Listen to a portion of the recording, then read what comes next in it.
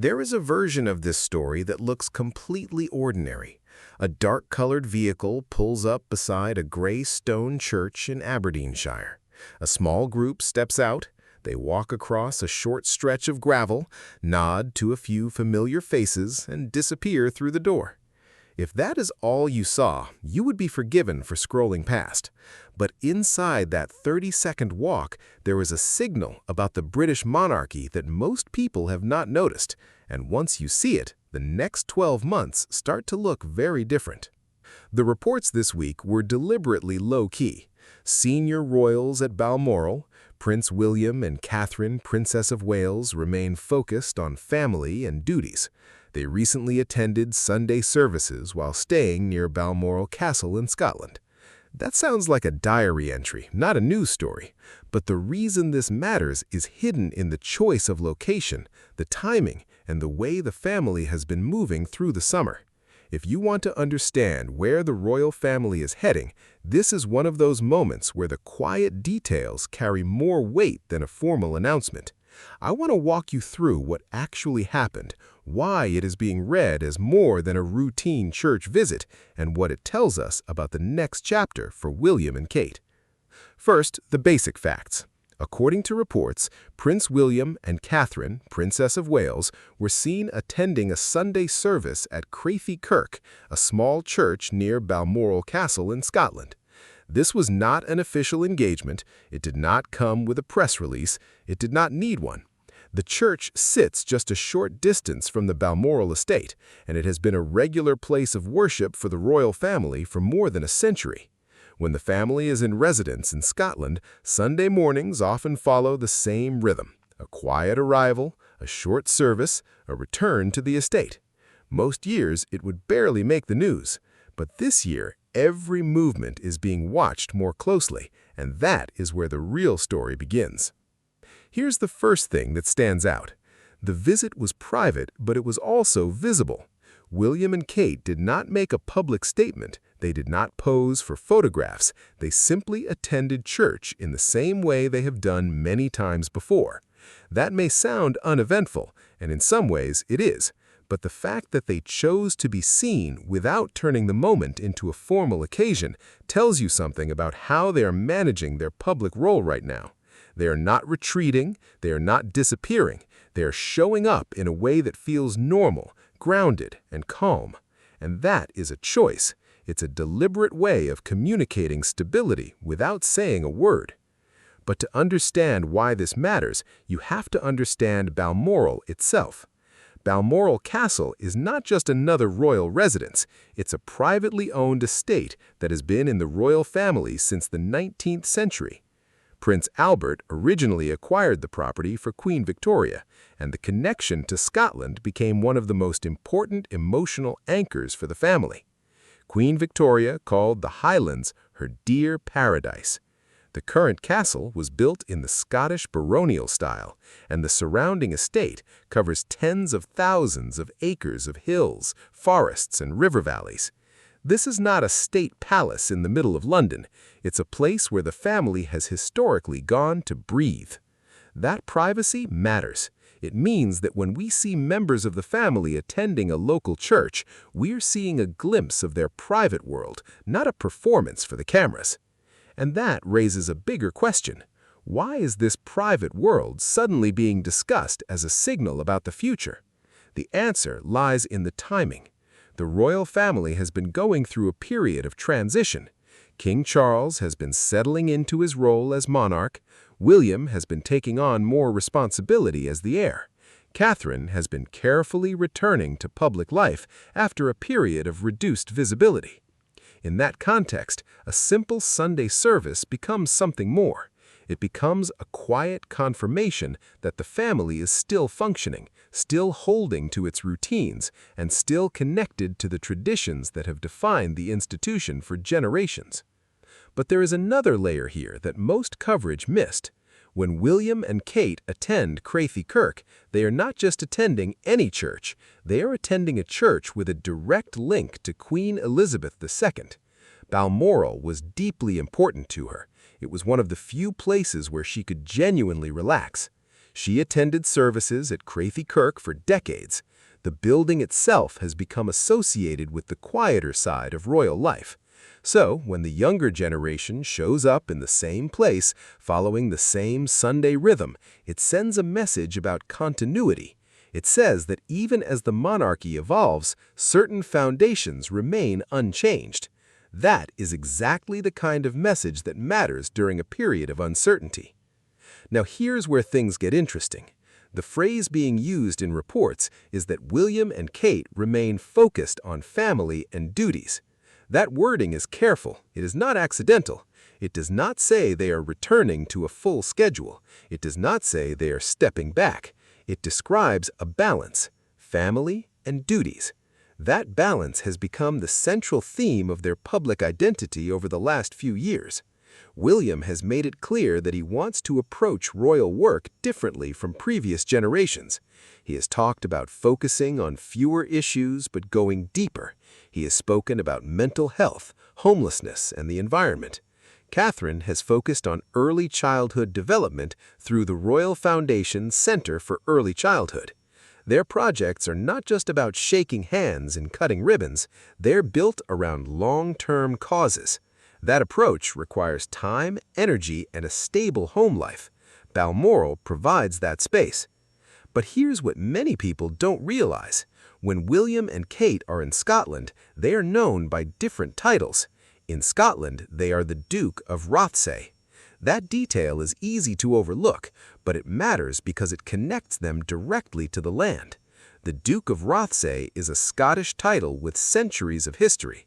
When they attend a local church near Balmoral, they are doing so as part of a living Scottish tradition. It is not a foreign royal family visiting from England. It's a family with deep roots in the area. That local connection changes how people receive their presence. It makes their quiet appearances feel less like an event and more like a natural part of the community. Let me take you back to the church door for a moment. Most people saw the photographs and moved on, but there was a detail in the sequence that deserves attention. According to reports, this was not a one-off appearance. It followed a pattern. William and Kate have been seen attending services in the area more than once this summer. That repetition is important. A single visit could be explained away as a personal obligation. Multiple visits suggests something more.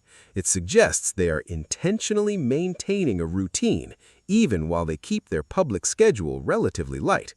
That's a small thing, but in royal watching, small things are often the clearest indicators of strategy. And that's the part of the story that connects to the bigger picture. The royal family is often described as an institution built on tradition, but tradition only works if it is maintained. Someone has to keep showing up. Someone has to sit in the same pew, walk the same path, and observe the same rhythms. William and Kate appear to understand that. By continuing to attend services at Crathie Kirk, they are not just practicing their faith, they are signaling that they intend to carry the family's relationship with Scotland into the next generation.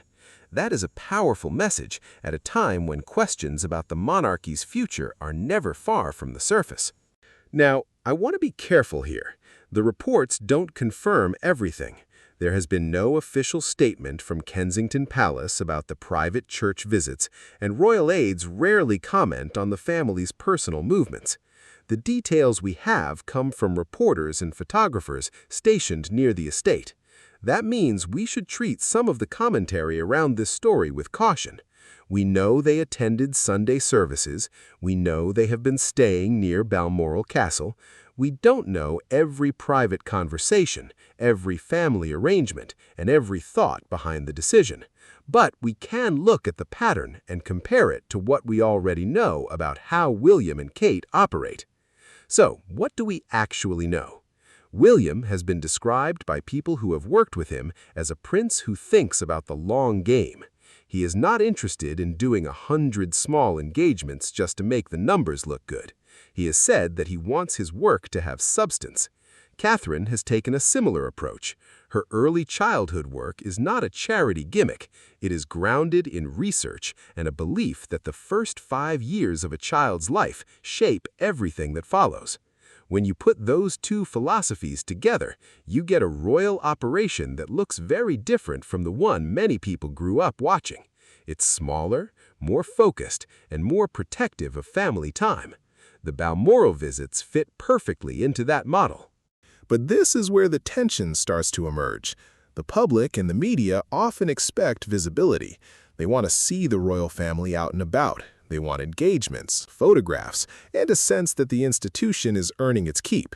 When William and Kate choose to spend time quietly in Scotland, some people ask whether they are doing enough. Others argue that they are doing exactly what the monarchy needs, stepping back from endless ribbon-cutting and focusing on a smaller number of meaningful causes. That debate is not going away. In fact, it is likely to become more intense as William moves closer to the throne. The Balmoral pattern gives us a clue about which side of that debate William and Kate are on. Here is another layer that rarely gets discussed. Balmoral is not just a summer house. It is also a place where royal decisions have been made behind closed doors. Prime ministers have visited. Family meetings have taken place there. The estate has been the backdrop for some of the most private moments in modern royal history. Queen Elizabeth II spent her final summer at Balmoral, and the estate became a place of quiet reflection for the family after her passing.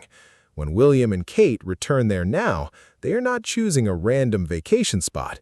They're choosing a place that carries personal meaning and institutional weight. That choice is not lost on people who study the royal family. Let me give you a specific detail that illustrates why this matters. Crathie Kirk is not a grand cathedral. It is a modest stone church. The royal family does not attend services there because it is impressive. They attend because it has been part of their private world for generations. Queen Victoria attended services there. Queen Elizabeth II attended services there. Now, William and Kate are doing the same. That continuity is the product of a very simple idea. Some things should not change. In an era when the monarchy is being asked to justify itself constantly, that kind of quiet consistency has value. It says that the institution is not just a collection of palaces and ceremonies. It is a family with routines, memories, and places that matter to them. But there is something else hiding in plain sight. The article specifically says that William and Kate remain focused on family and duties. The order of those words is worth noticing. Family comes first. That is not just a sentimental statement. It is a structural choice. William has made no secret of the fact that his children are his priority. He wants George, Charlotte, and Louis to have as normal a childhood as possible. That means protecting them from constant public exposure. It means giving them time away from cameras. It means letting them run around in the Scottish countryside without every moment becoming a photo opportunity. Balmoral offers that. It is one of the few places where the family can be together without the full machinery of royal life pressing in on them. Now, I know what some of you are thinking. This all sounds nice, but is it actually news? The answer is yes, and here's why. The royal family does not operate like a normal family. Every movement is interpreted as a form of communication. When William and Kate attend a local church, they are sending a message, even if they do not intend to. The message is that they are present, they are committed, and they are not being knocked off course by the pressures around them. That message matters because the institution has faced enormous scrutiny in recent years. There have been questions about relevance, about transparency, and about the role of a modern monarchy. In that environment, a simple act of showing up can be more reassuring than a polished PR campaign. And this brings us to a question that has been simmering beneath the surface of this story. Is William quietly preparing the monarchy for a different kind of future? The evidence suggests that he is. He has spoken about wanting a slimmed-down royal family. He has emphasized the importance of service. He has tried to protect his wife and children from the worst excesses of tabloid culture. The Balmoral visits fit into that larger pattern. They show a family that is choosing to live by its own rules, not by the expectations of the media cycle. That is a risky strategy in some ways, but it is also a confident one. Let me pause here and add some context. Balmoral is not the only royal residence in the area. Birkhall is a smaller property on the Balmoral estate that has long been associated with King Charles and Queen Camilla. When the wider family gathers in Aberdeenshire, there are different houses, different schedules, and different levels of privacy. Reports suggest that several members of the royal family have been in the area this summer, but the exact logistics are rarely confirmed. That lack of confirmation is not a failure of reporting. It is a deliberate feature of how the royal family operates. They control what they want to control. The fact that we know about William and Kate's church visits at all is because the church sits on a public road and photographers are allowed to be there. If the family wanted to attend services completely unseen, they could probably arrange it.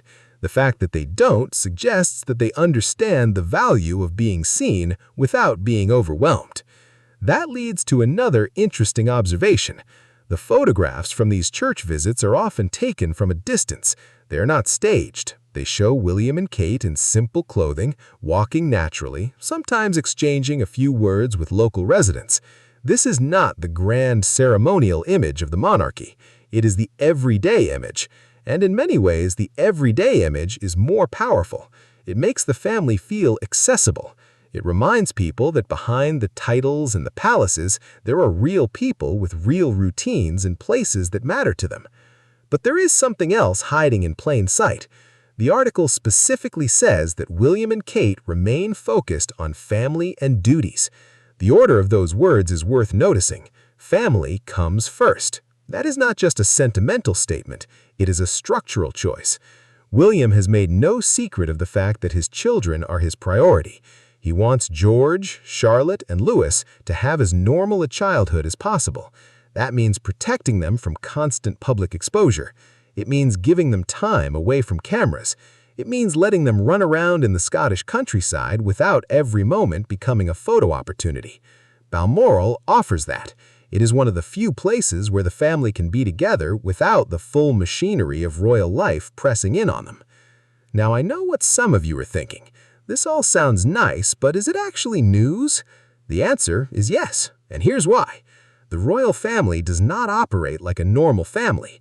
Every movement is interpreted as a form of communication. When William and Kate attend a local church, they are sending a message, even if they do not intend to. The message is that they are present, they are committed, and they are not being knocked off course by the pressures around them.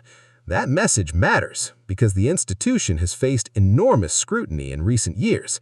There have been questions about relevance, about transparency, and about the role of a modern monarchy. In that environment, a simple act of showing up can be more reassuring than a polished PR campaign. And this brings us to a question that has been simmering beneath the surface of this story. Is William quietly preparing the monarchy for a different kind of future? The evidence suggests that he is. He has spoken about wanting a slimmed-down royal family. He has emphasized the importance of service. He has tried to protect his wife and children from the worst excesses of tabloid culture. The Balmoral visits fit into that larger pattern. They show a family that is choosing to live by its own rules, not by the expectations of the media cycle. That is a risky strategy in some ways, but it is also a confident one. Let me pause here and add some context. Balmoral is not the only royal residence in the area. Birkhall is a smaller property on the Balmoral estate that has long been associated with King Charles and Queen Camilla. When the wider family gathers in Aberdeenshire, there are different houses, different schedules, and different levels of privacy. Reports suggest that several members of the royal family have been in the area this summer, but the exact logistics are rarely confirmed. That lack of confirmation is not a failure of reporting. It is a deliberate feature of how the royal family operates. They control what they want to control. The fact that we know about William and Kate's church visits at all is because the church sits on a public road and photographers are allowed to be there. If the family wanted to attend services completely unseen, they could probably arrange it. The fact that they don't suggests that they understand the value of being seen without being overwhelmed. That leads to another interesting observation. The photographs from these church visits are often taken from a distance. They are not staged. They show William and Kate in simple clothing, walking naturally, sometimes exchanging a few words with local residents. This is not the grand ceremonial image of the monarchy. It is the everyday image. And in many ways, the everyday image is more powerful. It makes the family feel accessible. It reminds people that behind the titles and the palaces, there are real people with real routines and places that matter to them. But there is something else hiding in plain sight. The article specifically says that William and Kate remain focused on family and duties. The order of those words is worth noticing. Family comes first. That is not just a sentimental statement, it is a structural choice. William has made no secret of the fact that his children are his priority. He wants George, Charlotte, and Louis to have as normal a childhood as possible. That means protecting them from constant public exposure. It means giving them time away from cameras. It means letting them run around in the Scottish countryside without every moment becoming a photo opportunity. Balmoral offers that. It is one of the few places where the family can be together without the full machinery of royal life pressing in on them. Now, I know what some of you are thinking. This all sounds nice, but is it actually news? The answer is yes, and here's why. The royal family does not operate like a normal family. Every movement is interpreted as a form of communication. Here is where I want to introduce a note of caution. We should not overstate what these visits tell us. The royal family is notoriously difficult to read from the outside. A private church visit could mean many things. It could be a simple act of worship. It could be a family tradition. It could be a way to signal stability. It could be all of those things at once. We do not have access to the private motivations. What we can do is look at the pattern and place it in the broader context. And when we do that, the pattern is consistent with the idea that William and Kate are building a particular kind of monarchy, smaller, more focused, more protective of family life, but still deeply connected to tradition. That observation leads to another interesting question. How does this compare to the way previous generations handled Balmoral? Queen Victoria used Balmoral as a retreat from the pressures of London. She spent long periods there and often conducted business from the estate. Queen Elizabeth II also loved Balmoral. For her, it was a place of rest and private family time. Now William and Kate are following a similar pattern. They're not reinventing the wheel, they are drawing on a long-established family playbook, but they are doing it in their own way. They are more likely to be seen in casual clothing. They are more likely to drive themselves. They are less formal in their interactions with the public. That blend of old and new is exactly what makes their Balmoral presence so interesting to watch. Let me add a detail that often gets overlooked. When William and Kate attend church in Scotland, they are also making a statement about the Union. The United Kingdom is a country of 4 nations, and the royal family has to navigate relationships with each of them. Scotland has its own political landscape, and questions about the monarchy's role in Scotland are sometimes raised. By maintaining a visible presence at Balmoral, the family reinforces its commitment to Scotland. It is not just a vacation, it is a way of saying that Scotland matters to them. That is not a small thing in the current political climate. Now, I want to explore the children's angle a little more, but carefully. Official sources have not confirmed whether Prince George, Princess Charlotte, and Prince Louis attended the church services with their parents. That is normal. The family rarely comments on the children's private movements, but the very fact that we do not know is part of the story. It tells us that William and Kate are still drawing a firm line around their children's privacy. They want the children to be able to attend church without their every expression being photographed and analyzed. That is a conscious choice, and it has consequences.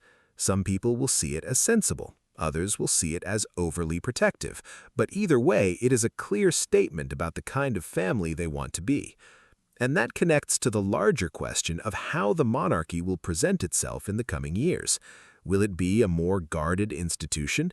Will it share less with the public? Or will it find a new way to connect? The Balmoral visits suggest a middle path.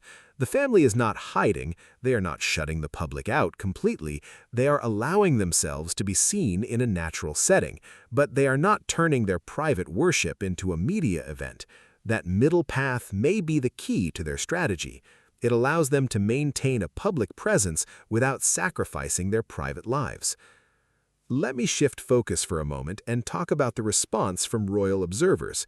According to several reports, the sight of William and Kate at Crathie Kirk has been interpreted as a reassuring sign. It suggests that the family is finding its rhythm again after a challenging period.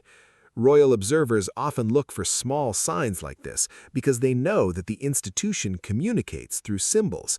A church visit is a symbol. A walk to the car is a symbol. The choice of clothing is a symbol. None of these things are accidental, even if they are not formally coordinated. That is why every detail is examined so closely. But here's the danger in reading too much into symbols. The royal family is also made up of individuals who make personal choices. Sometimes a church visit is just a church visit. Sometimes a summer in Scotland is just a summer in Scotland. I want to be fair to that possibility. Not every action is strategic communication. But even when an action is not strategic, it can still have strategic consequences. The public interprets what it sees. The media builds narratives. The institution has to live with the results. That is the reality of royal life. Now, let me give you a specific example of how this plays out. When William and Kate attend church, photographers capture them from across the road. The images then circulate online. People comment on their clothing, their expressions, and their body language. A simple walk becomes a story about their marriage, their health, and their commitment to duty. That is a lot of weight for a short walk to carry. But it is the world they live in, and they seem to understand that. They do not try to stop the photographers. They do not issue complaints. They just go about their business. That calm acceptance is itself a form of discipline. It is not easy to live under that kind of scrutiny. The fact that they manage to look relaxed is worth noting. And this brings me to one of the most important lessons of this story. The monarchy is not just about big events. It's about the accumulation of small moments. A Sunday service at Crathie Kirk is a small moment, but when it is repeated year after year, generation after generation, it becomes part of the institution's foundation. It becomes a thread that connects the past to the present. William and Kate are now part of that thread. They are adding their own chapter to a story that began long before them and will continue long after them. That is a heavy responsibility.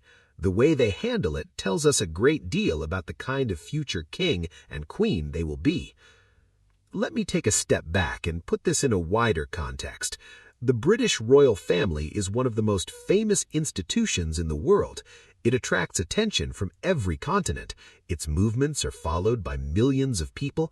But for all that global attention, the most important moments often happen in quiet places. A church in Scotland, a walk through a garden, a family dinner away from cameras. Those are the moments that shape the people behind the institution. If we want to understand the monarchy, we have to pay attention to those quiet places. The current coverage of Balmoral is a reminder of that. It is not a story about a crisis or a scandal. It is a story about continuity, family, and the slow work of maintaining a legacy. Now, I want to introduce a new thread that may surprise some viewers. There is a growing conversation among royal commentators about whether the monarchy is entering a new phase. The late Queen Elizabeth II represented a certain era. King Charles is a transition. William represents the future. Each of these phases has its own character. The late Queen's era was defined by duty and consistency. The current era is still being defined.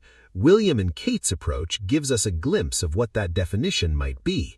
It is likely to be less formal, more selective, and more focused on a small number of issues. The Balmoral visits are a perfect example. They are not grand. They are not expensive. They are not designed to generate headlines. They are just a family going to church, and yet they say more about the future than many official speeches. But here's the twist. The more William and Kate try to keep things simple, the more complex the public response becomes. Some people find their approach refreshing.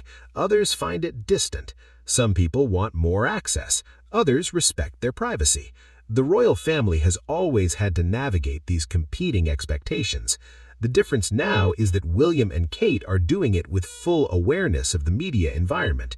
They know that every image will be analyzed. They know that every absence will be questioned. They are still choosing to prioritize family and duties over constant visibility. That is a risk. It is also a statement. Let me explain why it is a risk. In a modern democracy, the monarchy depends on public support. That support is maintained through visibility. If the public does not see the family becomes easier to criticize. William and Kate are aware of this. They have not disappeared. They are still carrying out engagements, but they are also being careful about how they allocate their time. The Balmoral period is a deliberate pause. It's a way to recharge before the autumn season begins, but it is also a test. Can the family maintain public support while spending less time in the public eye? The answer will shape the future of the institution. That is why the church visits matter more than they seem. They are a compromise. They give the public a glimpse of the family without turning private life into a performance. They allow photographers to capture images without staging a formal event. They show that the family is still present, still engaged, and still connected to its traditions. That compromise may be the blueprint for the next reign. Now, let me add some human texture. Imagine being Catherine, Princess of Wales, walking into a small stone church on a Sunday morning. The eyes of the congregation turn towards you. The photographers wait outside. Your children may or may not be with you. Your husband is beside you. You are in a place that has hosted queens and kings. You are also just a mother and a wife, trying to have a moment of peace. That tension is real. It is not something the headlines capture, but it is part of why these moments resonate. They are ordinary and extraordinary at the same time. And that tension is exactly what makes the story so compelling. We are drawn to the royal family because they represent something larger than themselves, but we are also drawn to the human details. A woman walking into a church, a man holding an umbrella, a family finding time together. Those details are universally understandable. They make the institution feel less remote. William and Kate seem to understand this better than most. They allow themselves to be seen in these very human moments without losing the dignity of their roles. Let me now address a question that has been floating around the coverage. Is there a reason they chose Balmoral this year specifically? There is no official answer to that, but we can look at the context. The family has been through a period of significant personal and institutional change. Balmoral is a place of stability. It is also a place where they can be away from the intense London media environment. The choice makes sense on a human level. It also makes sense on a strategic level. It shows continuity with the past while giving the family the space they need. That dual function is part of what makes Balmoral so important. Here is another detail that adds depth. Balmoral is not just a castle, it is a working estate. There are farms, forests, and a river. The family has historically spent time outdoors, walking, fishing, and enjoying the landscape. William and Kate are known to enjoy outdoor activities. The Scottish setting gives their children space to play. It gives them a break from the formality of royal life. That may sound trivial, but it is not. The mental health of the family is not a side issue. It is central to their ability to perform their duties. A rested family is a more effective family. The Balmoral summer is part of that equation. Now, I want to explore the phrase, remain focused on family and duties one more time because it contains a hidden tension. Family and duties are often in conflict. Duties pull you away from family. Family demands attention that could be spent on duties. The phrase suggests that William and Kate are trying to hold both together. They are not choosing one over the other. They are trying to integrate them. That is a difficult balance. It requires careful scheduling, clear boundaries, and a willingness to say no. The Balmoral period is an example of that balance in action. They are not on holiday in the traditional sense. They are still attending church, still connected to the community, still carrying the weight of their roles, but they are also protecting their family time. That is the balance in action. And that balance is being watched closely by people who care about the future of the monarchy. Because if William and Kate can demonstrate that it is possible to be both a devoted family and a committed royal, they will have solved one of the central problems of the modern institution. The late Queen managed it in her own way, but she was from a different generation. William and Kate are trying to do it in a media environment that is far more intense. That is why their choices matter. They are not just living their lives, they are modeling a new way of being royal. Let me give you a concrete example of how this plays out in their work. When William launched the Homewards program to tackle homelessness, he spoke about the importance of long-term change. He did not frame it as a quick fix. He talked about listening, learning, and building partnerships. Catherine's early childhood work has the same quality. It is not about photo opportunities. It is about changing the way society thinks about the first years of life. Both of these projects require patience. They require the kind of sustained attention that is only possible if the people leading them are not completely burned out. The Balmoral break is part of sustaining that attention. It is not a luxury, it is a necessity. And that is a point that often gets lost in the conversation about royal workloads. The public sees a quiet summer and wonders if the family is doing enough, but the work of the monarchy is not just about the number of engagements, it is about the quality of attention that the principals bring to their roles. If William and Kate are exhausted, their work suffers. If they are rested, their work improves. The Balmoral period is an investment in the quality of their future work. That is a difficult message to communicate, but it is true. Now, I want to explore a historical parallel that might help. Queen Victoria was known for spending long periods at Balmoral. During those periods, she did not disappear from public life. She continued to correspond with ministers and manage affairs, but she also allowed herself time to recover. That pattern was essential to her longevity as monarch. William and Kate are not monarchs yet, but they are preparing for that role. The pattern of retreat and return is part of that preparation. It is a way of ensuring that they can sustain their duties over decades, not just years. That is a long-term perspective that is easy to miss in the daily news cycle. But here is where the story takes another turn. The current royal family is not just William and Kate. There is a wider network of working royals. Some of them are also spending time in Scotland. The Balmoral estate is large enough to accommodate multiple households. According to reports, the family tends to gather in the area during the summer, but the exact nature of those gatherings is private. That privacy is intentional. It allows family relationships to develop away from the cameras. It also creates a sense of normalcy that is difficult to achieve elsewhere. The fact that we only see glimpses of this world is part of what makes it work. And that raises a question that I think is worth pausing on. How much should we really know about the private lives of the royal family? There is no easy answer. The public has a legitimate interest in the institution, but the individuals within the institution also have a right to privacy. William and Kate are testing the boundaries of that right. They are giving the public just enough to maintain connection while holding back enough to protect their family. That balance is not static. It will shift over time. But for now, the Balmoral pattern suggests that they are leaning towards privacy. Now, let me turn to the visual record. The photographs from the church visits show William and Kate in understated clothing. William is often in a suit or a simple jacket. Catherine is often in a coat or a modest dress. There are no tiaras, no formal uniforms, no grand processions. That simplicity is deliberate. It sends a message that they are not appearing as distant figures. They are appearing as members of the local community. That message is reinforced by their body language. They walk side by side. They smile at people they recognize. They do not rush. That ease is the result of years of practice, but it is also a reflection of genuine comfort. Balmoral is one of the few places where they can let their guard down. And here is a detail that might be new to some viewers. Crathie Kirk is not just a place for the royal family. It is a functioning parish church with its own congregation. Local people attend services there every week. When the royal family is present, the service continues as normal. That normalcy is important. It means that the family is not worshiping in isolation. They are part of a community. That connection is a quiet source of strength for the institution.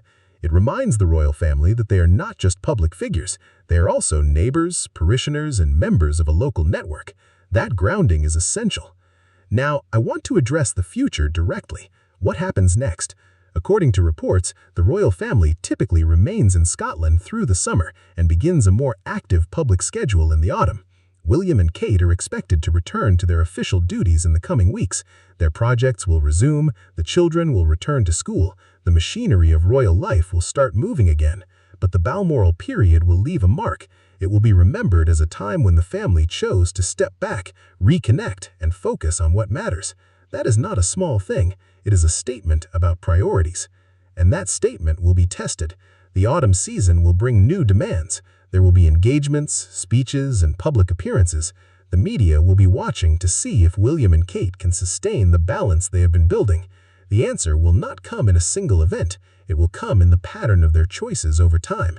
That is why the Balmoral story is not really about one Sunday service.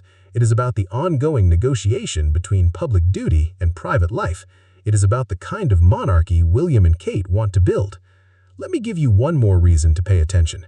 The monarchy is often described as a symbol of continuity, but continuity is not automatic. It has to be actively maintained. Each generation has to decide which traditions to keep and which to adapt. William and Kate are making those decisions right now. They are choosing to keep the Balmoral tradition. They are choosing to attend the local church. They are choosing to spend time with their children in Scotland. Those choices may not make headlines in the same way a royal wedding does, but they are equally important. They are the small decisions that shape the institution from the inside. And that is exactly what I want to leave you with. The next time you see a photograph from a church door in Scotland, look closer. The story is not in the photograph itself. It is in what the photograph represents. It is in the choices that led to that moment. It is in the tradition that stretches back through generations. It is in the family that is trying to hold things together while the world watches. That is the real story from Balmoral this week. It looks quiet, but quiet is rarely empty. Now, before I close, I want to add one final observation. There is a difference between being private and being disconnected. William and Kate are private, but they are not disconnected.